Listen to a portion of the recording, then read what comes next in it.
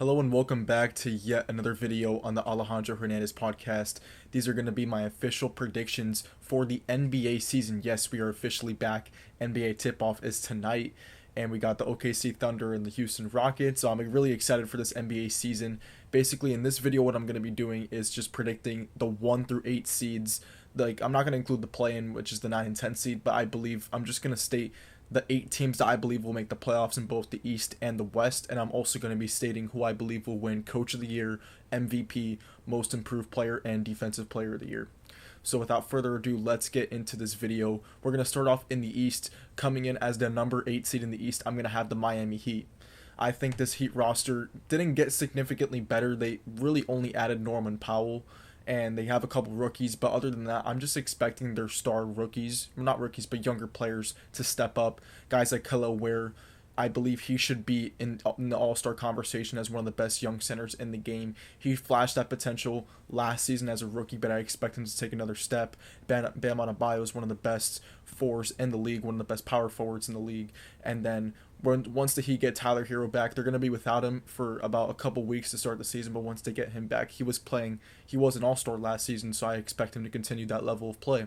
They also found Davion Mitchell as a late bloomer last season on their roster. He's going to play a big role in this season. Norman Powell's a great addition at the 3 and 2. They still have Andrew Wiggins, so this Heat roster is pretty decent, and I think they're good enough to stay in the mix as one of the top 8 seeds in the NBA in the Eastern Conference.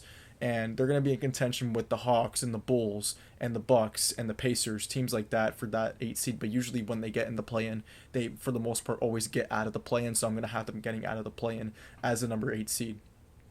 Now for the number 7 seed in the Eastern Conference, I'm going to have the Atlanta Hawks. I think this team has a lot of potential, but we usually say this about the Hawks every season and they end up underperforming. So I'm not going to set my expectations too high for this Hawks team, but I do like the additions they made in the offseason. Kristaps Porzingis, huge addition at the power forward position. They're probably gonna run double big with him and the other young center they have in Okongwu, but this Hawks team is pretty talented. They have Zach Ricochet, who should take another step up. He was last year's number 1 overall pick. He performed pretty well last season, but not up to a number 1 pick status. Hopefully he ends up reaching that full potential this season, but I think he's going to be a little inconsistent early on, but eventually I do believe he'll find his footing, and if he does, then this Hawks team could be pretty scary. You got obviously Trae Young, who he's a walking 28 and 10 in this league. He's great at facilitating and running the offense. His efficiency's been pretty low over the past couple of seasons, but that's just who you're getting as a player. He's great offensively. He's kind of mediocre defensively, but Trae Young is still a great point guard, and he's capable of leading this team back into the playoffs. You have Trae Young, you have Zach Ricochet, you have Dyson Daniels, who became one of the best defensive players in the league last season as he led the league in steals. He's great. And then you also have Kristaps Porzingis. So as long as Porzingis stays healthy, I think this team can easily win 45 to 50 games. So it can be the Hawks as the number 7 seed in the Eastern Conference. Now for the next seed, it's going to be the number 6 seed. I'm going to have the Milwaukee Bucks. I'm not that confident in this pick because I think that the wheels could fall off very easily with this team with Doc Rivers as the head coach. And honestly, realistically, I could see Giannis requesting a trade at midseason. I think that Giannis could eventually get very frustrated, but if he chooses to stay in Milwaukee, this is obviously a playoff team.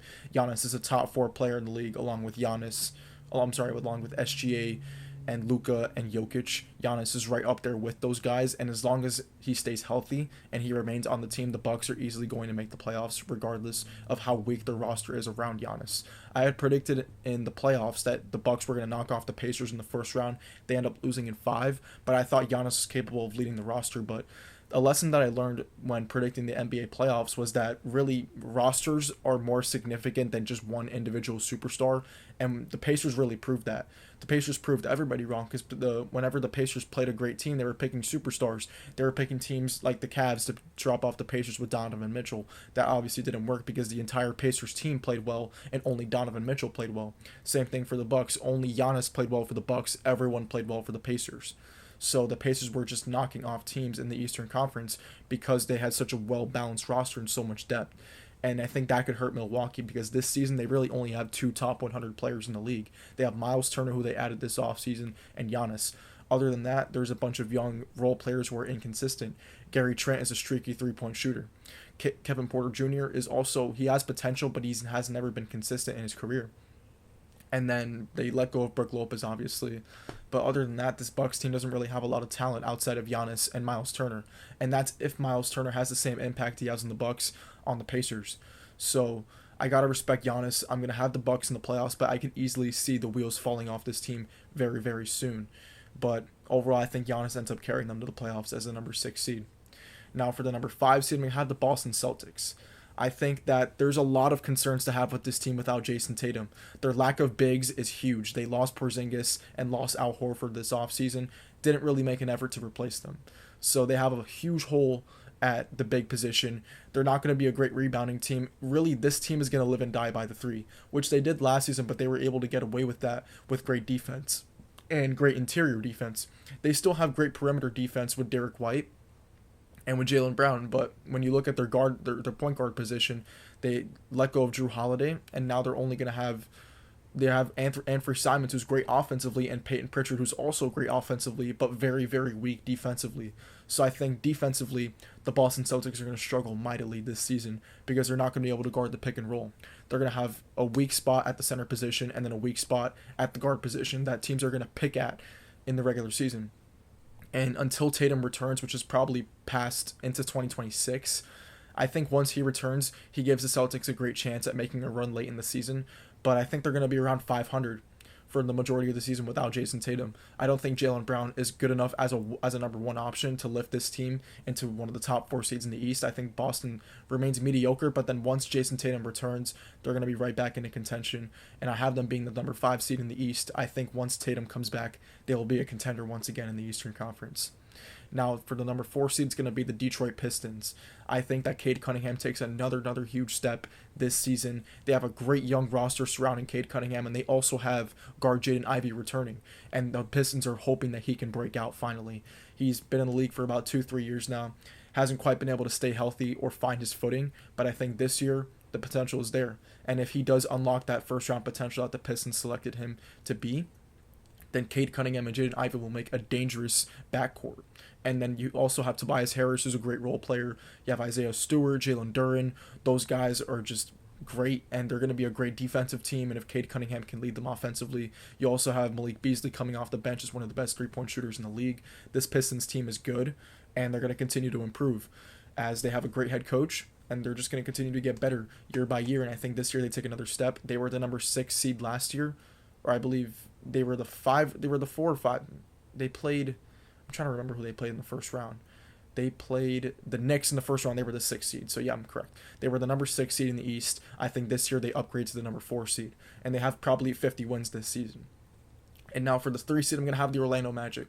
I was tempted to have the Magic as the number 1 seed. I think they're that good. I think Paolo Banchero takes a huge step this season, probably among one of the MVP contenders this season. I think Paolo's great.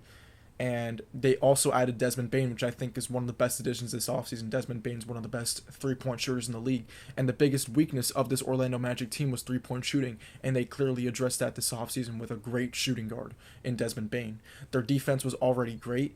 And then Desmond Bane's one of the best 3-and-D guys in the league. He's great defensively, and he's one of the best, most consistent three-point shooters in the league. Then at the guard position, they let go of Cole Anthony, but they also retained Jalen Suggs as one of the best defensive guards. You still have Franz Wagner, you still have Mo Wagner, you still have Wendell Carter. This team is deep. They have a great head coach, and it's kind of foreshadowing who my coach of the year is going to be, but I think this Magic team is going to be very, very legit this season, and they're going to compete for the number 1 seed in the Eastern Conference. Give me the Magic at 3. I think they're also going to make some noise in the playoffs. And now as a number 2 seed, I'm going to have the Cleveland Cavaliers. I think the Cavs are a great regular season team. I would not trust them in the playoffs because they've always flamed out in either the first or second round in this Donovan Mitchell era. But they're still a great team. They're still very deep. They still probably run 8 deep in this team. They have Donovan Mitchell, Darius Garland, Jarrett Allen, Evan Mobley. Evan Mobley was the Defensive Player of the Year last season. He's great. And then Max Strus at the 3. They're a very, very good team. They're built to win in the regular season. I'm not sure if they're built to win in the postseason, as they haven't been able to prove that the past couple of years. But the Cavs are still good. They're going to remain good, and they're going to be one of the top teams in the Eastern Conference, probably winning 50-plus games because they have great three-point shooting and great interior defense. And those are probably the two most valuable things to have in the league right now, is great three-point shooting and great interior defense, and the Cavs have that. And that's why I'm going to have them as a top 2 seed in the Eastern Conference. And coming in as the number 1 seed, I'm going to have the New York Knicks. I think if there was any year that the Knicks have a shot at winning the NBA championship, or at least making the finals, it has to be this year. You have the Pacers not having Halliburton for the entire season and without having Miles Turner. And then you also have the Boston Celtics without having Jason Tatum for a majority of the season. This is the year the Knicks have to capitalize and make some noise in the Eastern Conference and finally make it out of the Eastern Conference. They're probably the deepest team in the entire conference. You have Jalen Brunson, you have Karl Anthony Towns. If those two remain healthy, then there should be no reason as to why this Knicks team is not the number 1 seed in the conference and coasts to the finals. I think that this is the year for the Knicks, and they have to capitalize on it. And Mike Brown is a great head coach. I believe he's an upgrade over Tom Thibodeau. He's going to have this team very, very intense. They're not going to come out of games slow. They're going to come out of games firing. Mike Brown coached the Sacramento Kings when they were good with Domantas Sabonis and De'Aaron Fox. I believe is a great head coach, a good hire by the Knicks, and I think it's a hire that's going to pay off and take them over the top. So I love the Knicks to win the Eastern Conference and to be the top team in the Eastern Conference. So now we're done with the Eastern Conference. Let's now move on to the West. Coming in as the number 8 seed, I'm going to have the San Antonio Spurs as the number 8 seed in the Western Conference. And this is contingent on Wemby's health. Wemby has not been able to stay healthy his first 2 seasons. I believe this year he definitely worked on his durability in the offseason. He's been unlucky with some blood clots. And I think that this year is finally the year that he plays, I'd say, about 60 to 70 games. I think Wemby's going to remain relatively healthy.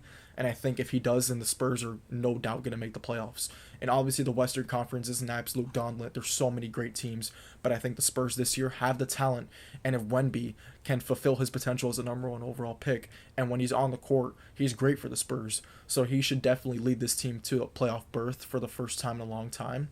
And I think that they're going to be pretty good with De'Aaron Fox. You have Stephon Castle. They have some great, great young players, and I think Wemby can carry this team to at least a playoff berth. They're going to be battling in the play-in with a bunch of great teams like the Golden State Warriors, like the Sacramento Kings, like the Dallas Mavericks. They're going to be in contention with teams like that, but I do believe they make it out of the play-in, and I have them as the number 8 seed in the Western Conference. Now, as the number 7 seed, we have the Golden State Warriors. The Warriors have lived in the play in the past couple of years, and outside of their big 3, which is Draymond, Jimmy, and Steph, I don't think this roster is good enough to be a top 6 team in this stacked Western Conference. And I don't think they have the bigs to contend with these teams like OKC, like Houston, like Denver. They don't have the size to contend with these higher level teams in the Western Conference. And I think that the Warriors are going to struggle mightily defensively. And I also think that Steph Curry, it's mainly contingent on his health. If Steph is out for a stretch of this season, then the Warriors will struggle. And Jimmy Butler's getting up there in age. Draymond's obviously getting up there in age. Steph is up there in age. So this is an old roster at the top, with their best 3 players being in their mid to late 30s. And I think that with the younger generations in the Western Conference, like the Timberwolves, like the Los Angeles Lakers now with Luka Doncic, like the Houston Rockets and the Nuggets and the Thunder, I think the Warriors are just too old to contend with those teams, and I'm going to have them winning about 45 to 50 games, but being on the lower end of the standings. I'm going to have them as a number 7 seed, sneaking out of the play-in once again. Now for the number 6 seed, I'm going to have the Dallas Mavericks. This is a risky pick because I'm banking on Cooper Flag to be a great out the gate, and I think he will be, but this is also contingent on Anthony Davis's health. If Anthony Davis can stay healthy, then this Mavericks team has a very, very high ceiling, especially when Kyrie comes back later in January or February of 2026. This team has so much depth defensively. They have 3 bigs in Anthony Davis and Derek Lively and Daniel Gafford, and then they're going to have Cooper Flag possibly playing the point guard, replacing Kyrie Irving as the point guard, and then you have great shooting on the outside with Max Christie, with PJ Washington, who are great 3-and-D guys, and then this Mavs team's deep. This Mavs team's deep, and they're young and they're talented, and I think they can make a lot of noise in this Western Conference, especially if Cooper Flag lives up to the hype, and I believe he will. So give me the Mavericks as the number 6 seed in the West. I think they're going to be a great team, and they're going to have a lot of energy. And Cooper Flag is going to lead this team to a playoff berth, along with Kyrie Irving once he comes back. And if Anthony Davis can't stay healthy, then this team's going to be dangerous. So give me the Mavericks as the number 6 seed in the West. Now at the number 5 seed, we're going to have the Los Angeles Lakers. They're going to be without LeBron James for about a couple weeks to start the season, but I believe Luka Doncic, this is his season. This is Luka's season to dominate, and I believe he will. He got skinny during the offseason, and that's always a scary sign when Luka Doncic is in good condition. That was everyone's main concern with him last season once he joined the Lakers, and especially on the Mavericks. That's why Nico Harrison was kind of compelled to trade him away, because he didn't think that he'd be in good shape for a majority of his career, and that would lead to injuries, that would lead to load management. I think Luka is going to shut up all the haters this season. He is going to ball out, and I believe he will win league MVP. I'm going to state the reason as to why he's going to win league MVP later on in this episode. But I think Luka's going to dominate this season. He's going to absolutely dominate. They added DeAndre Ayton as a center, which they desperately needed. I think Ayton will be good offensively. If they can get just some rim protection out of him defensively, then this team is going to be good. JJ Redick is still the head coach. Then you also have Austin Reeves, who's a great second option. And then when LeBron comes back, he's one of the best third options in the entire league. And this Lakers bench is pretty decent, but overall I think Luka Doncic is going to put this team on his back, and he's going to lead them to the playoffs, and I believe he's going to lead the league in scoring, probably average a triple-double this season. And I think the Lakers are going to be great because of Luka Doncic, and solely because of Luka Doncic. So give me the Lakers as the number 5 seed in the West. Now for the 4 seed, I'm going to have the Minnesota Timberwolves. I think that this team, I'd say they have a clear ceiling, and that's the Western Conference Finals. They've made it the past 2 seasons. Anthony Edwards has been great. He's been excellent. And then you have Rudy Gobert as one of the best rim protectors in the league. But overall, this Timberwolves team has a ceiling. I wouldn't right now take them over the Rockets, over the Nuggets, or the Thunder when it comes to the top teams in the West. I think they have a clear ceiling. You have Julius Randle, who's pretty decent. You have Mike Conley in one of his last seasons. This Timberwolves team is great, but they didn't really make any significant addition in the offseason to lift them over the top and make them better than these other 3 teams in the West. So I'm going to keep the Timberwolves at number 4. I think Anthony Edwards has another great season and leads this Timberwolves team to a great record, probably over 50 wins. And now for the number 3 seed, I'm going to have the Houston Rockets. The addition of Kevin Durant is obviously huge. The Rockets are probably one of the hottest teams that people are predicting to win the championship. I wouldn't go that far to say that. I think the loss of Fred VanVleet is huge. They're going to have to lean on Reed Shepherd to take a big step this season and improve and own that at the guard position. But right now they're even starting Amen Thompson at the guard and KD at the 2, which I think is pretty interesting. They have a lot of size, but the main question for this Rockets team is, are they going to have good shooting outside of Kevin Durant? Because if teams double Kevin Durant, who are they going to rely on to score points? You have Sengun in the paint, who's also great. But aside from Sengun and KD, who are your reliable scorers on your team? That's the biggest question for the Rockets. And right now, I would trust the Nuggets and the Thunder more than I would trust the Rockets come playoff time. So give me the Rockets as the number 3 seed. Now as the number 2 seed, we can have the Denver Nuggets. I think Nikola Jokic is excellent. I think he's the best player in the world, along with SGA and Luka and Giannis. I think Jokic is miles clear of those guys. He's on a different level. Offensively, he's on a different level. He's just simply processing the game faster than anyone else. He has a great touch around the rim.